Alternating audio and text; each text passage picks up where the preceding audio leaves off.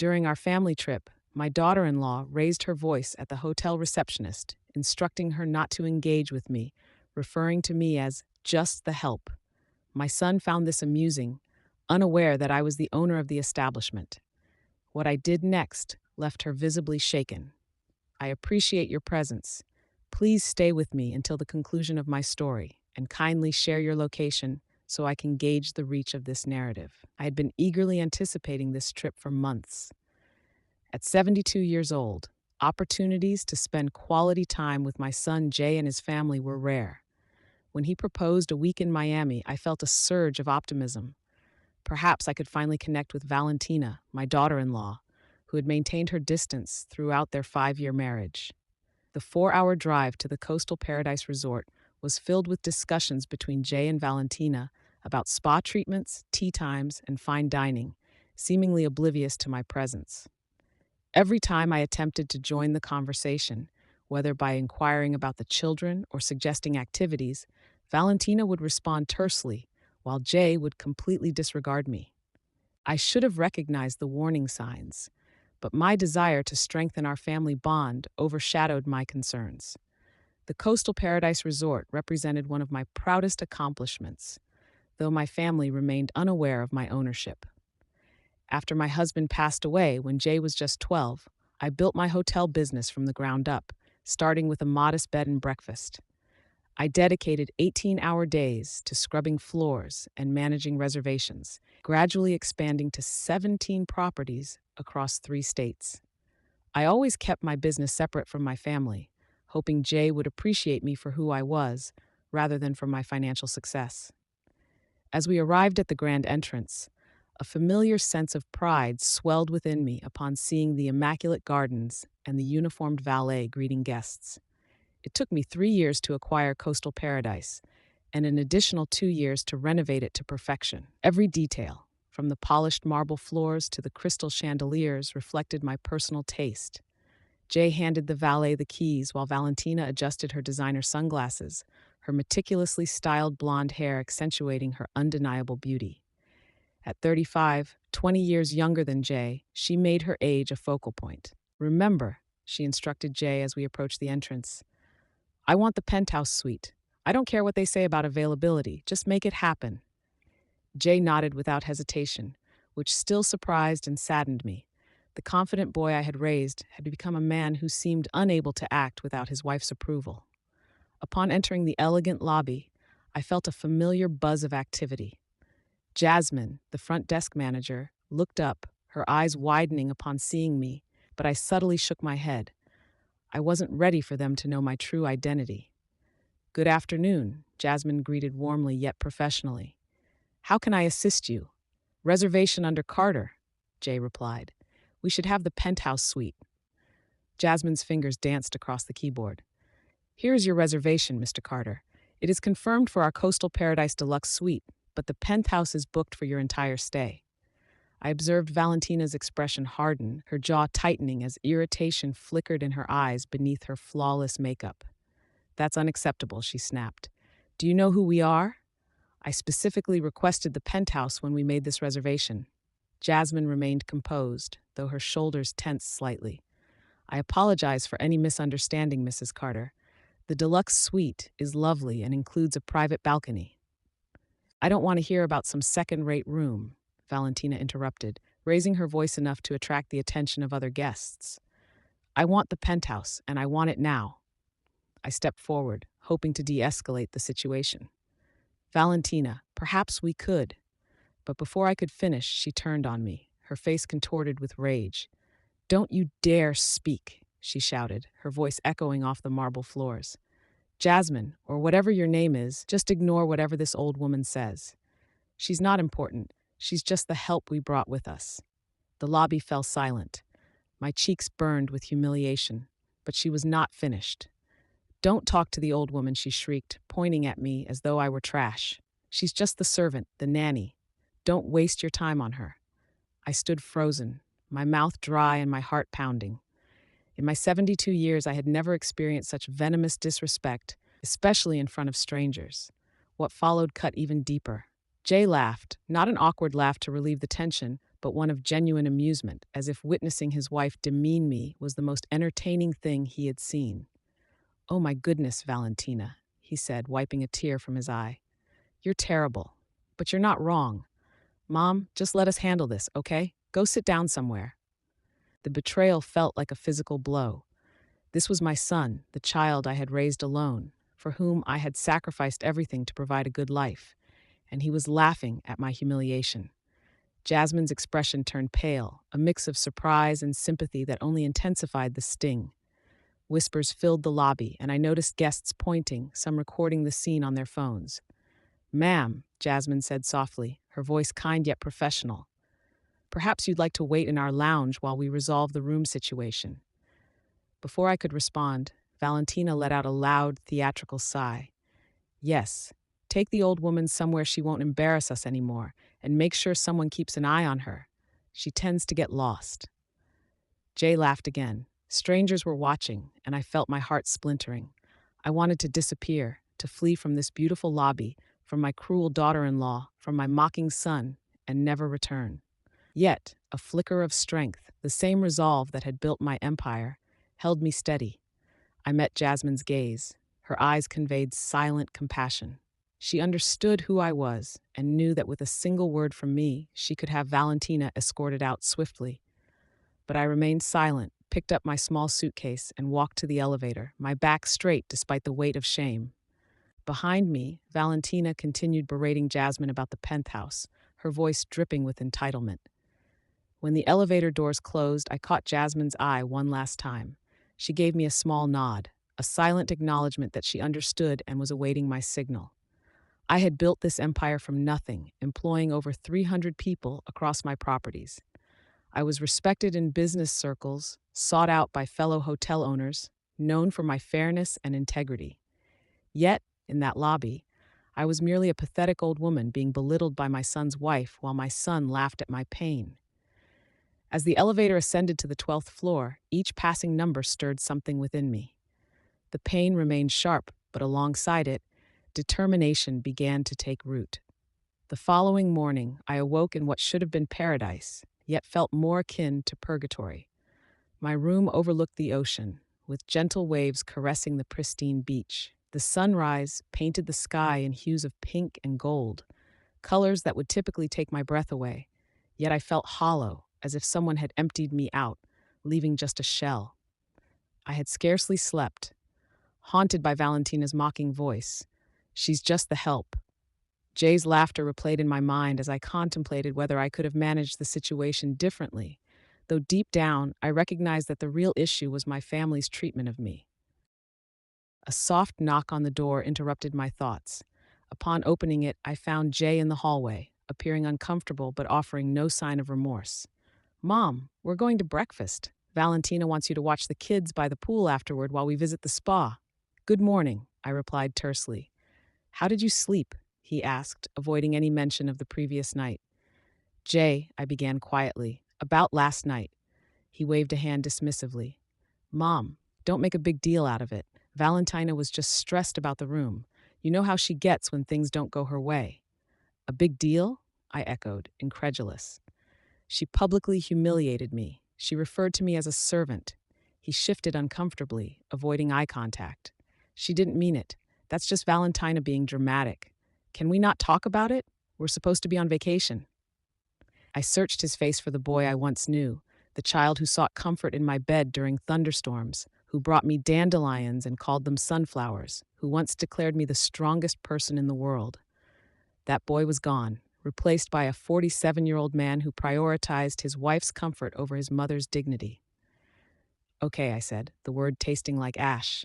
"I'll watch the kids." His relief was palpable. "Perfect. We probably won't be back all day. Spa first, then lunch, maybe some shopping. That's fine, right?" Of course, it was not fine. I had envisioned this trip as an opportunity for family bonding, to connect with my grandchildren and feel a sense of belonging. Instead, I was relegated to the role of an unpaid caregiver. Yet, I nodded. Saying no would only lead to conflict, and I had learned long ago that maintaining peace was more important than asserting myself. The dining room buzzed with vacationers enjoying their meals. Valentina had secured a table by the window, the prime location, and was already barking orders at the staff as if she owned the place. I want fresh squeezed orange juice, not that junk from concentrate, she directed our waiter, whom I recognized as Terrell from previous visits, and ensure those eggs are cooked precisely for 3 minutes, no more, no less. I observed Terrell struggling to maintain his composure, the tension in his eyes betraying his frustration. I had trained my staff to provide exceptional service, yet Valentina was testing even their patience. My grandchildren, Zuri and Dishon, aged 8 and 10, sat silently at the table, their eyes glued to their tablets. They barely acknowledged me when I approached. "Good morning, sweetie," I said to Zuri, reaching to tuck a stray hair behind her ear. But Valentina's hand shot out, stopping me. "Don't touch her hair. It was just styled yesterday, and I don't want it messed up." I withdrew my hand as if I had touched a hot stove. Zuri continued to fixate on her screen. "Kids, say good morning to Grandma Renee," Jay mumbled, sounding disinterested. "Morning," they replied in unison, still absorbed in their devices. I took the only remaining chair, positioned with its back to the resort view, as Valentina had ensured the best seats were reserved for her family, treating me as an afterthought. "Renee," Valentina said without glancing at me, "after breakfast, you'll take the kids to the pool. Ensure you apply sunscreen every hour.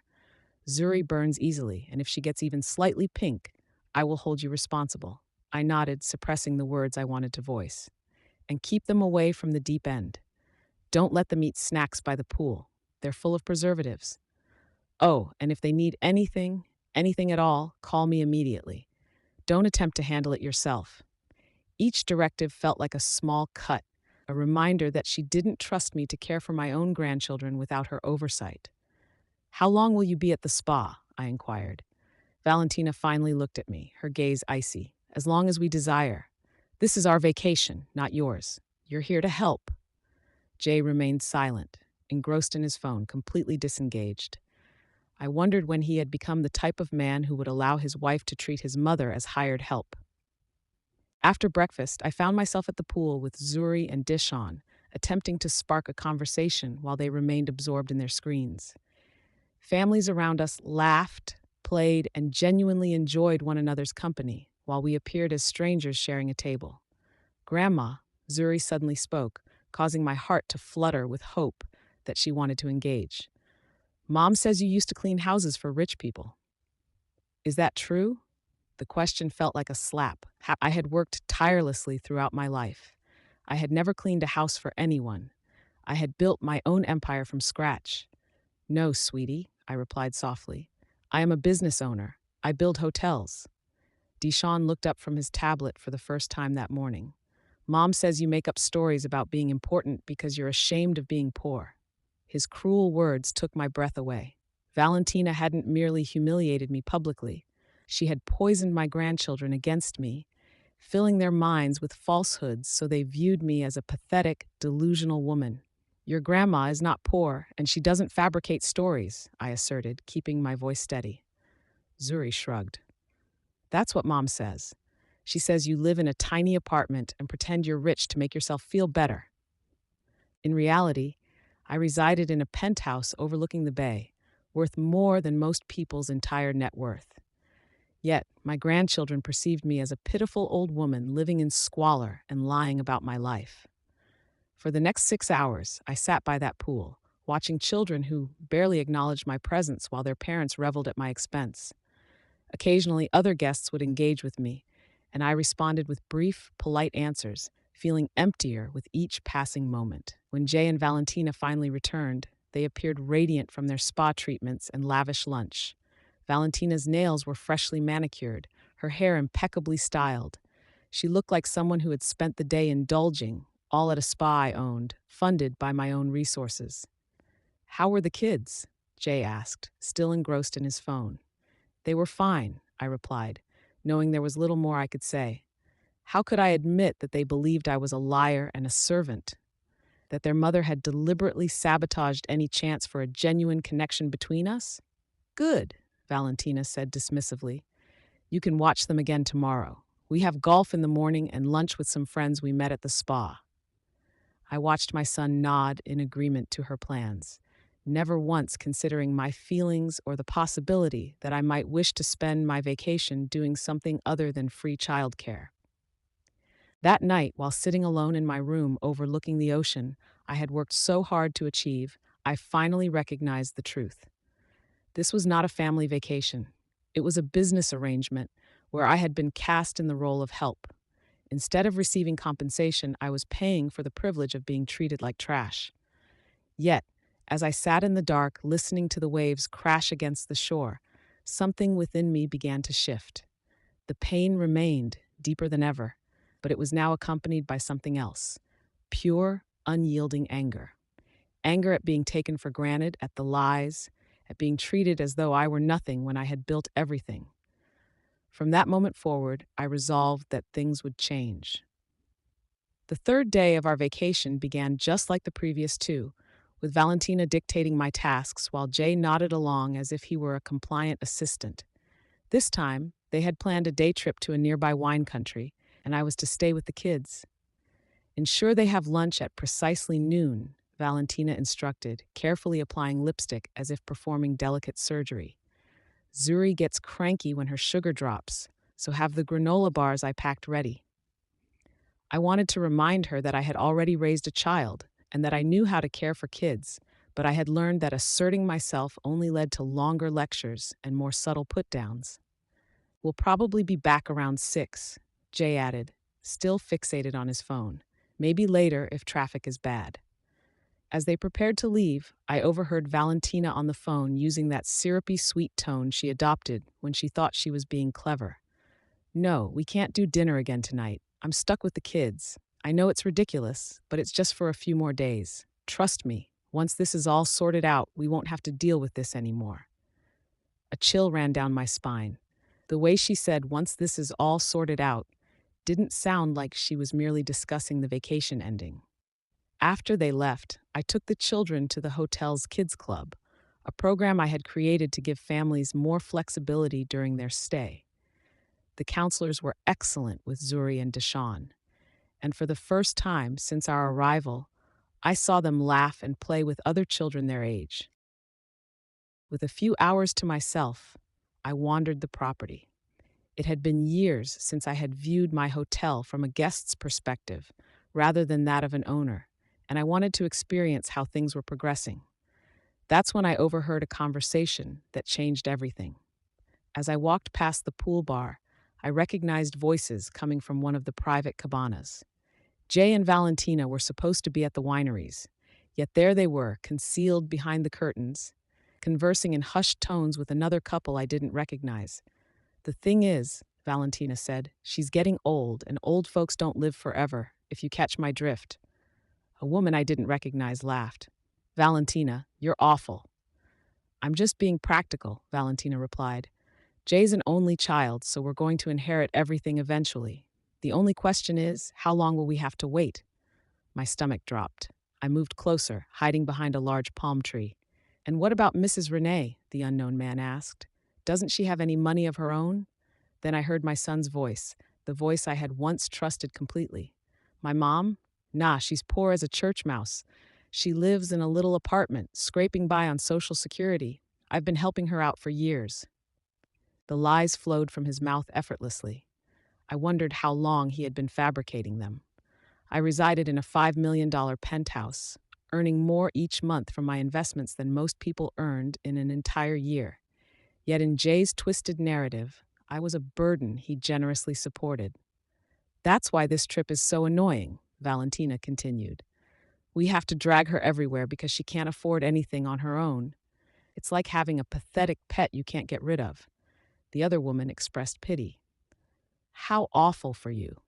And I bet she thinks you'll take care of her when she gets really old and sick." "Over my dead body," Valentina said with a malicious laugh. "As soon as she needs any real care, she's going straight into a government-run home. I'm not turning my house into a retirement home for some useless old woman." I leaned against the palm tree to steady myself. They were not merely discussing allowing me to die naturally. They were planning to dispose of me the moment I became an inconvenience. But Jay's next words shattered me. The The funny thing is, she still thinks she's important, he said, his voice dripping with cruel amusement. She tells these crazy stories about owning businesses and being successful. It's almost sad how delusional she is. Early onset dementia? The unknown man asked. Maybe, Jay responded. Or maybe she's just desperate to believe she matters. Either way, it's embarrassing. Yesterday, she even told the kids she owns hotels. Can you imagine? They all laughed, and the sound pierced through me like shards of glass. Well, Valentina said, at least we won't have to listen to her crazy stories for much longer. I give her maybe 5 years, 10 at the most, and then we'll finally be free to live our lives without pretending we care. A useless old woman who never accomplished anything in her life. I stood there behind that palm tree, feeling my entire world collapse. This was not merely a casual conversation about an unfortunate relative. It was my own son and his wife discussing my death as if it were a long-awaited vacation. The best part, Valentina added, is that she's so grateful for any attention we give her, like this trip. She genuinely believes we invited her because we wanted her to come. She has no idea we only brought her along so she could watch the kids while we had fun. More laughter, more casual cruelty. Does she even contribute to expenses, Brenda? The other woman asked. Are you kidding me? Valentina scoffed. She's completely useless when it comes to money. Jay covers everything, her food, her utilities, even this trip. She's nothing but a financial drain on us.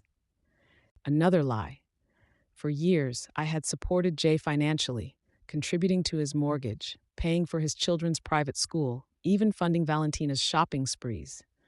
The credit card statements that arrived at my address were astronomical, yet I paid them without complaint, believing I was helping my family.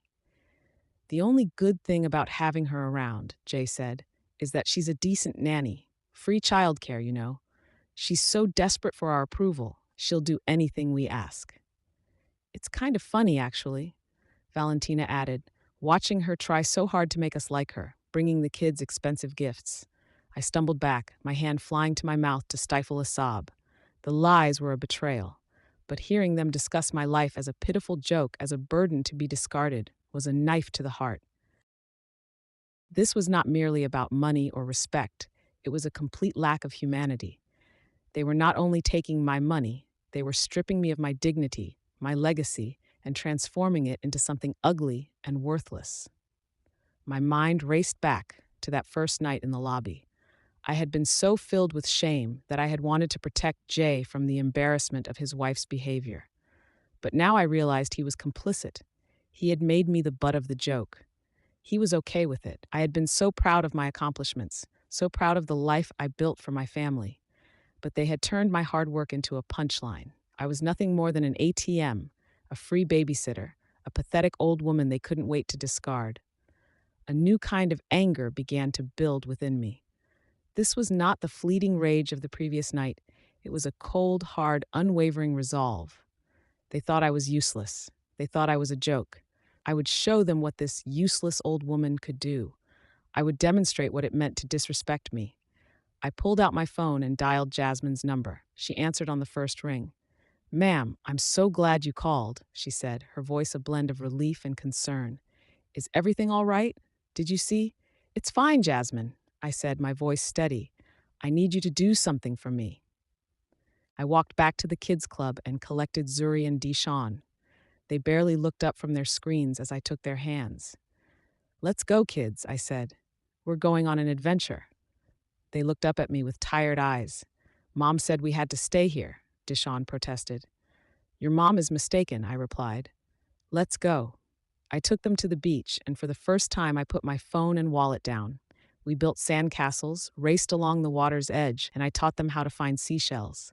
We laughed, and I shared stories about their father as a little boy. For a moment, it felt like a genuine family vacation, though the knowledge of what awaited me weighed heavily in my stomach. That evening, when Jay and Valentina returned, they appeared flushed from the sun and alcohol. They entered my room, prepared to hand off the kids and head out for dinner. But I stood in their way. We're ready to go out, Valentina said, not even glancing at me, her focus on the kids. You can go to bed. Oh, I won't be retiring for the night just yet, I replied, my voice calm as a summer evening. She finally met my gaze, irritation flickering in her eyes. What's that supposed to mean? It means, I stated, that you need to call the front desk and book yourselves a different room for the night. You will be checking out in the morning. Jay and Valentina stared at me, confusion etched on their faces. What are you talking about, Mom? Jay asked. Don't play dumb, I replied. I overheard your little conversation at the cabana. I know what you've been saying about me.